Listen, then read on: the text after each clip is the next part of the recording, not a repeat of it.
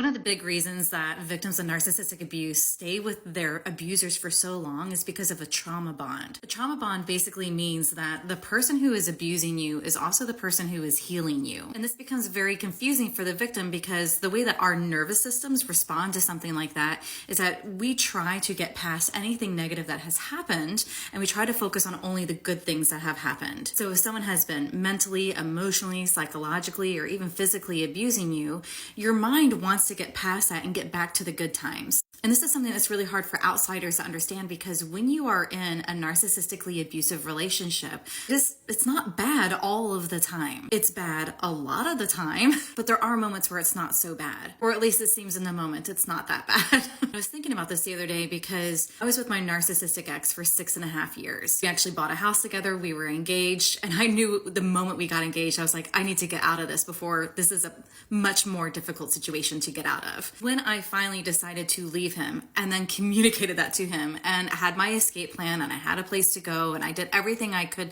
to be safe, there was still a period of time where we had to deal with each other because we had to sort out this house that we had together. I remember there's this one conversation that we had where we both know like there actually is no coming back from this at all. He was trying to convince me to stay and I knew that I was finally never going to allow him to convince me to do that. And to be clear, this is not the breakup conversation. The breakup conversation did not go well. For many months, things did not go well. You need to make sure that you put yourself in a safe place when you decide to leave your narcissistic abuser. This is months later. And we were near the point where we were finally untangling the house and I was getting ready to leave the house for the last time. And we both sobbed. Whether he actually was going through emotion or not, or whether it was his last ditch attempt to manipulate me, I don't know if I'll ever know the answer to that, but I know that I was sobbing in that moment and we actually hugged. That's how strong that trauma bond is. I knew that he was abusing me and I still was very sad, but my sadness and my tears were not about the breakup.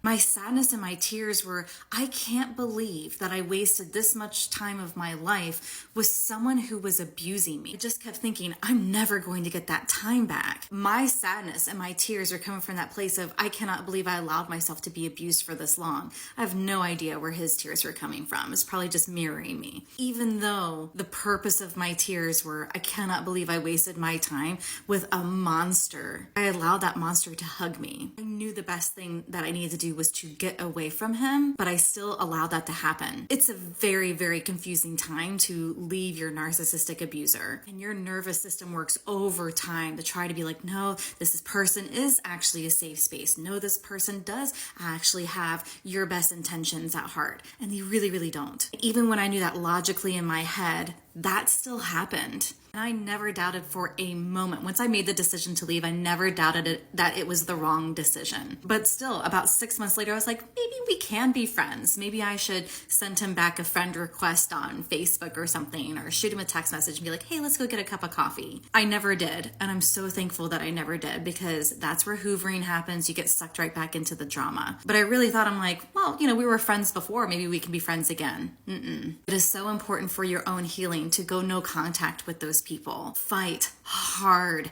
against that trauma bond. It will have a hold on you for a while. It will get harder before it gets easier. But when it gets easier, it's so much better and it's so worth it.